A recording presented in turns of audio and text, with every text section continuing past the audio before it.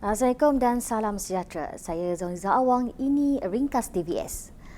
Sarawak merekodkan 8 kes positif COVID-19 baharu pada Khamis. Ini menjadikan jumlah keseluruhan kes positif COVID-19 di Sarawak meningkat kepada 1,019 kes. Dan kes yang dilaporkan ini melibatkan 7 kes di daerah Kuching dan 1 di Lawas. Setakat ini masih terdapat 5 kluster yang masih aktif membabitkan kluster Green Hill, kluster Seladah, kluster Wisma Sabekas, kluster Bah Arnab dan kluster Baki. Dalam pada itu, Jawatankuasa Pengurusan Bencana Negeri JPBN menamatkan tempoh Perintah Kawalan Pergerakan Diperketatkan PKPD di Kampung Haji Baki memandangkan keputusan saringan kedua tidak mendapati sebarang kes positif yang baharu. Selain itu, tiada bukti yang menunjukkan jangkitan masih menular di kawasan tersebut.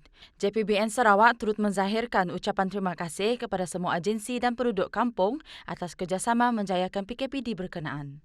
Tapi oleh kerana pada hari ini kita dah dapat keputusan seluruhnya, jadi tidak ada sebab kita meneruskan PKPD kerana mereka juga di bawah PKPB di Kuching.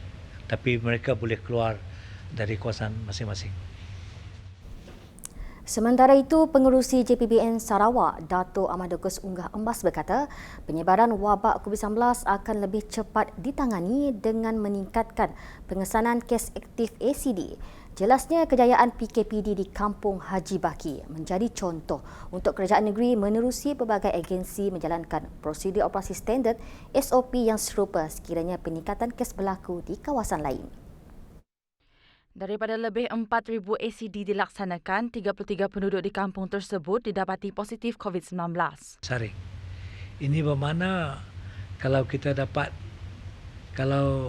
our jentera for contact tracing itu boleh berjalan dengan cepat, dengan dapat mengambil testing lebih ramai penduduk di sekeliling. Jadi lebih tahu kita keadaan how it is being spread.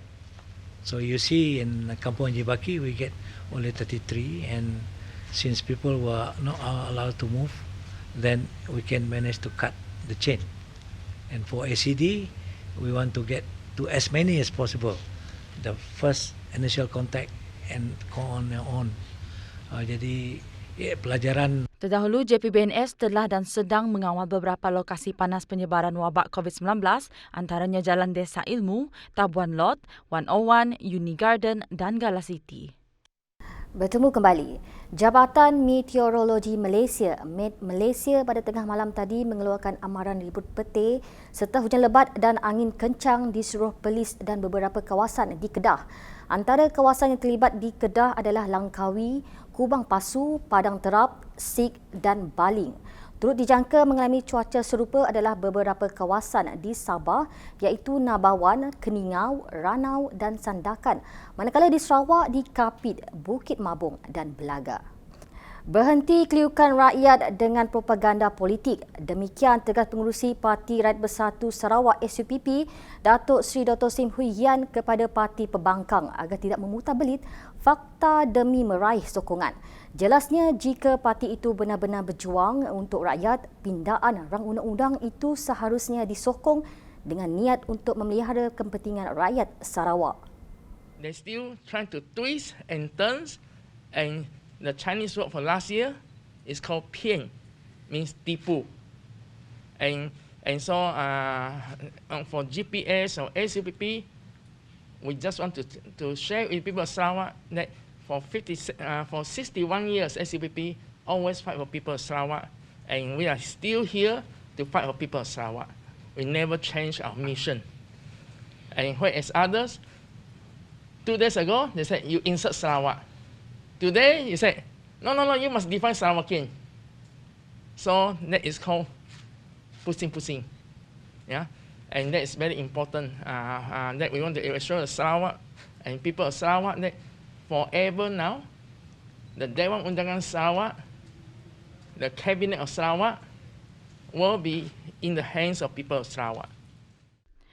Beliau berkata demikian ketika mengulas pindaan rang undang-undang artikel 16 Perlembagaan Sarawak yang telah diluluskan Dewan Undangan Negeri Dun Sarawak pada Khamis. Terdahulu, RUU yang dibentangkan oleh Menteri Pelancongan, Kesenian dan Kebudayaan Dato' Abdul Karim Rahman Hamzah terpaksa ditangguhkan susulan terdapat kejanggalan pada maksudnya penduduk negeri sehingga ia terpaksa ditangguhkan oleh Speaker Dun Sarawak, Dato' Amar Muhammad Asfiah Awang Nasa. Kementerian Pendidikan Sejahteraan Komuniti Wanita, Keluarga dan Penggunaan Kanak-Kanak KWKPK telah mengagihkan bantuan korporat kepada 14 orang buta pada Khamis. Menurut menterinya Datuk Seri Fatimah Abdullah, bantuan berkenaan sebagai meringankan beban mereka yang terjejas dari segi pendapatan akibat pandemik COVID-19. Kata Fatimah, pengagihan itu merupakan siri kedua disalurkan kepada kumpulan orang buta.